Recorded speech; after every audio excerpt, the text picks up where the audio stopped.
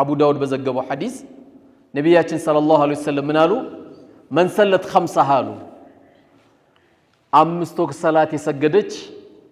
وسامت شهرها رمضان يتصومت وعطات زوجها بالوان يتعززت يقال لها للصويب بالله ادخلي جيبي جنة جيبي لواتال من أي باب شئتي بفلك شبر الجنة بروش انت ناتشو سمنت ناتشو بفلك شو جيبي لواتال سيتوج بدن بادمت والله እሺ ሚል ነገር ከለመዱ ጀርባቸው ላይ ሺ ነገር ባላቸው ይሰጣቸዋል አንድ እኮ አይደለም ሺ እሺ ውስጥ ሺ ስላለ ከተኮፈሰች እሺ የሚል ቃል የሚርቃቸው ከሆነ የመኖር ዋስተናዋ ቤት ውስጥ በጣም ከባድ እሺ ስትል ትገላለች ንብረት ምን ደብቆኝ ያሉ ተረት ከማውራት ሌላ የቀረቀረውን ያመጣልሻል አንቺ ብቻ እሺ በይ ሲገባ የራህመት ፊት አሳየው የታምሽተ ነው አታየው በሰላም ነው ሐቢቢ ያመሻልኝ እንዲህ ነው የሚጠየቅ ያለበለዚያ እኮ በቃ የማከላዊ ጥያቄ መሰለ ማለት ነው ባልነቱ ራሱ ይጠፋበታል አይ እንኳን አመሻብሽ ዋናው እንኳን አንተ በሰላም መጣልኝ ለምንድን ነው የውሸት የሚለቀስ ዋናው እሱ ቤት በሰላም ገብቶ በሰላም ነው እንዲያመሸው ይባላል ቤት ገብቶ የለ እንዲያው ነገር ስለተፈለገ እንጂ አይባል ጀነት ውድናት ጀነት አይደለም ቤተ መንግስት ውድ ነው ዝም ብሎ አይገባም በዛ በኩል ማለፍ ክልክል ነው እስቲ ድረስ ልብ ካለ በራፍ ላይ እግረ ነው ሁለቱም ይሰባብሩልኝ ያ አላህ ጀነትም ውድ ነው እቴ እሺ በዩ ከፍ ነው ምትይ والله ታዘዡ እሺ በዩ ከፍ ነው ምትዩ ለዚህ ነው ዑለማዎች ሴቶችን ሲመክሩ 6 ነገሮችን ተጠንቀቁ ይላሉ ሴቶችን አጠር ለማድረግ የመጀመሪያው ስሞታ ማብዛት ስሞታ እንዳታበጂ ብዙ ሰዎች ስሞታ ስታበጂላቸው ምን ይላሉ መጨረሻ በቃ ፍቺ ጠይቅ ይላሉ የሚያገባት አይመስልም አንድ ሰው አያትም መጨረሻ አስጨርሷት ያፋቷታል በቃ አንድ 4 ሚሊዮን ብር ይደርስሻል ይላታል 4 ሚሊዮን ብር ባል መሆን አይችልም የሴት ልጅን አይብ የሚሰጥረው ጠቅላይ ሚኒስቴር ስለሆነች አይደለም ሴት ልጅ አይቧን የሚሸፍነው ባል ነው ባል ምንም ጥርጥር የለውም አንተ ቶሎ አኩርፋ ልጅ ከመጣች አፉ በላት ብለ ሄደው ይዛት ሄድ እኔ የኛ ዘር እንዴት ይደፈራል አትበል ምንም ባንተ ዘር ጀነት አትገባ የልጅን አይብ የሚሸፍነው እሱ ነው ይዘላት ሄድ ችግር ካለ አብሽር እኔ እናንተ እናወራለን ሂጂ አንድ ቀን እንዳታሳድራት ሞኝ እንዳትሆን እንዴት እንዲያለች አትበል ያም ልጅ ነው የተቀያየማት ያንተ ልጅ ነው ሰጣህታ አታዳምጣት አልተጎዳችም ሐቅ የላትም ግን ይያልኩ አይደለም ግን ተዳሩን ቀለል አናርገው ስለማታገባት እንግዲህ በኢትዮጵያ ኑሮውን ከባድ ነው ኑሮና ባል በጣም ተወዷል በዚህ ቀዳዳ ላይ ደግሞ ልጃችን ብትፈታ እህት ብትፈታ በጣም ከባድ ነው በጣም ከነአይቡ والله ባሏ ይሻላታል ስለዚህ ስሞታ አታብጂ ሁለተኛ አንዳንድ ያው ሴቶች የሚሉት አለ እኔ እኮ ላንተ ምገባ አይደለም አይባልም እንዴ እና ሳታየው ነው እንዲያገባሽው እኔ ላንተ ምገባ አይደለም ማንሽ አንቺ አይባልም እንደዚህ የልጆችሽ አባት እንዲህ ይባላል በቃ የፈለገ ወንድ ደግሞ ችግር የለም አንቺ ጥሩኝ እንጂ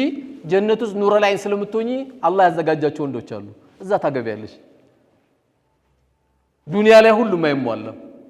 ስለዚህ ለባል ከማትሉት ነገር አንዱ እህቶቼ እኔ ላንተ ምገባ ሰው አልነበርኩም እንደው አላህ ጥሎኝ እንጂ እዚህ የመጣሁት አይደለም ዝም በይ አይተሽው ተነጋግረሽ ነው የመጣሽው እንዲህ አይባልም ሶስተኛ ዑለሞቹ ሴቶቹ እንዳያነሱት የሚፈልጉት ምንድነው ያየችው ነገር ሁሉ መጠየቅ ይሄም ይምጣ ይሄም ግዛ አይደል ቤትሽን ጠብቂ አንቺ እንደው መጨቅጨቅ ያለብሽ ከሩቅም ይሁን ከቅርብ ምቀኛ ቤትሽን የምትጠብቂው በሰደቃ ነው ቤትሽ የሰደቃ ቤት ይሁን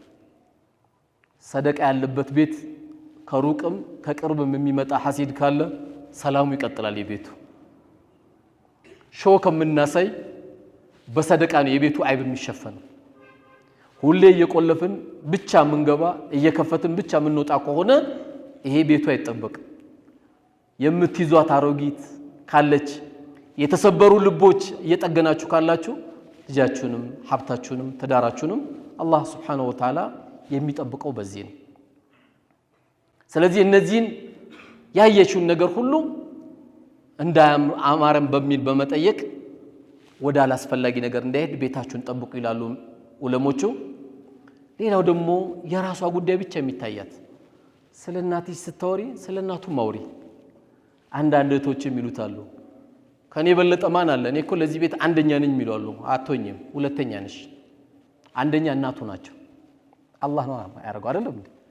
የዚህ ቤት አንደኛ የሱ አንደኛ እናቱ ናቸው እንጂ አንቺ አይደለሽም አንቺ ሁለተኛ ነሽ ለምን ነገ ደግሞ አንቺ አንደኛ ነሽ በልጆችሽ ደግሞ አንቺ አንደኛ ነሽ እኔ ነኝ የምቀድሞ ብላ ስለናቷ ስለአባቷ እየተጨነቀች ስለናቱ ስለአባቱ ማትጨነቅ ሆነ እቴ ተሳስታለች የሱ እናትም ያንቺ እናት ናቸው የሱ አባትም ሄደሽ ተሰሚያቸው የለ እንዴ ሐጂ ነብይ እኮ አይደሉም ተዘይሪያቸው የለም አባትሽ ስለሆነ ነው ከኔ በለጠ አንደኛ እዚህ ቤት ማንንም የለም እንዳትይ አንቺ ሁለተኛ ነሽ አንደኛ መጥቶኙ እናትና አባቱ ከሞቱ ወይም አንቺ ደግሞ ነገ ልጆችሽን ሰደሪ ነው አላህ ያልሰጠሽን ካልተሰጠኝ አትበይ ይሄንን በጣም ጥንቃቄ ያስፈልጋል አምስተኛ ዑለሞች ሴቶቹ ከመጠንቀቅ ካለባቸው ነገሮች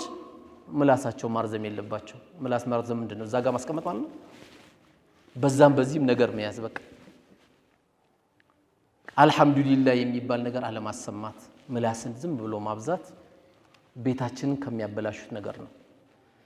አንዳንዴ ያው ሙእሚን ይባላል ምላሱ ያለው ጀርባው ላይ ይባላል ወይም ከኋላ ነው ይባላል ምን ማለት ነው አስቦ ስለሚናገር ነው ምላስ እዚህ ጋር እንደተቀመጠው ዝም ብለ መዘረጋ ከሆነ በጣም ሰው ተሰብርና እንዴት ተመልሷል ወጥቷላ ሙእሚን ግን ከኋላ ነው ምላሱ ከተባለ ያስብና ይናገራል ድንገት ሰው ጎዳ ይሆን በዚህ ንግግሬ ይሄን ቤት አበላሽው ይሆን ብሎ በጣም ይጨነቃል ስለዚህ እህቶች መጠንቀቅ ካለባቸው ምላሳቸው በጣም አድርገው ጥቡቅ ሊሆን ይገባቸው በቃ በአላህና በመጨረሻ ቀን ያመነ فليقل خيرا አው ሊስሙት ወይ መልካም ንግግር ይናገር ወይም ዝም ይበል አሉ በጣም የሚያጅቡ አሉ ቤታቸው ገብተ በልተ ያልጠገብክ የሚመስላቸው ደግሞ አስገራሚ ዱንያ ላይ ያሉ እንደዚህ አይነት ሴቶች የምትላቸው والله ብዙ አሉ የባሏ እናት ሲመጡ እዚህ ላይ የምታስቀምጣቸዋለች ያው ዛሬ በጣም አስቸጋሪ ነው አላህ ግን ያዘንላቸው አሁንም አሉ ለዚህ ለቆሸሸሽ ዱንያ እናቱ ስለመጡ ወይም አባቱ ስለመጡ በቃላት መስብራቸው ከሆነ እንዴት ይቆያል ይተዳል ሰው እናቱን ያኮርፋል ይሄን የመሰለ ልጅ የሰጠችሽ እናት ነው የምታኮርፊያት ይሄን የመሰለ አባት ነው የምታኮርፊው ይሄን የመሰለ ልጅ የሰጠሽ እኮ አባት ነው ከሱ ጀርባ የተገኘ ልጅ ነው ይልጅ በእነዚህ ላይ በተለይ ጥንቃቄ ያስፈልጋል አባት ለምንድን ነው የማይመጡት የታረደው በግነሱ ካልቀመሱ ማን ያልቀምስ والله ለነሱ ማጥሩ ካልሆንክ ለኔ ጥሩ አትሆን ብለሽ ስቲ የበለጠ እዚህ ላይ ያረግሻል ቼቼ ነው የሚያረግሽ والله ካንቺ የበለጠ ከፍ ያለ ሰው ማንንም የለም ሴቶች አራዳ ሆኖ አራድነት ያለን ኮስሞቲክስ በመግዛት አይገኝም እሱ አይደለም እንዳይመስላችሁ አራዳ መሆን ያለባችሁ ባሎቻችሁ በምላስ ወንድ ልጅ ወላይ ጅል ነው ሞኛቱ ነው ወንድ ልጅ በፍቅር ማሸነፍ ከቻላችሁ ታንበረከኩታላችሁ ተንበረከኩ በሉት ወላይ ይንበረከካል በልህ ከመጣችሁበት በቲቪት ከመጣችሁበት ቤታችሁን ታበላሻላችሁ ያው ዛሬ እዚህ ጋር ያላችሁ ሁሉ ልጆቻችሁን ይሄን ነው መምከር ያለባችሁ ለምንድን ነው የማይገዛው ባል እሷ በፍቅር ከመጣች والله ምንም ይገዛላታል ምንም እየገዙ ያሉ ወንድሞች አሉ ለምን ቤታቸው በሚስታቸው ሰላም ስላገኙ ስድስተኛው ስጦታ ሰጣ የምትመጻደቅ ደሞ አለች አላህ ከእንደዚህ አይነት ሴቶችም አላህ ይጠብቀን እኔ እንዲያርገል የሚሉአሉ እኔ እንዲያርገል የሚሉአሉ ይሄ ያው ሴቶቻችን ወይ እህቶቻችን በተቻለ መጠን ልንጠነቀቃቸው የሚገባው ነገር ነው ስለዚህ ሴቶቻችን በልጣታችን በተግባር የምናሳይበት ትልቁ አጋጣሚ እነዚህ ስድስቱ የተጠቀሱት ባህሪዎች ዑለሞቹም ያመጡት የኔና ያንተ እና ታሪክ ቁጭ ብለው ብነግራቸው ያሳለፉትና ለአባታችን ያላቸው ኢህቲራም ሰጣው የባል ሐቅ የሚባል ኪታብ ቀርቶ አይደለም ቀርቶ ነው እንዴ አይደለም ባል ሰርጋቸውን አይደለም የሚያስቀድሙት ባሌ የዛሬው ሰርግ ቤዲ ከፋው ላይ ከፋው ቤቱ ባዶ ይሆንበታል ያውንበት ስለዚህ ሴቶቻችን ትልቁ ልናሰምር የሚገባው ነገር ባልን መታዘዝ ከምንም በላይ አላህ በሚያስቆጣው መልኩ ባላችሁ ካላዘዛችሁ መታዘዝ አለባችሁ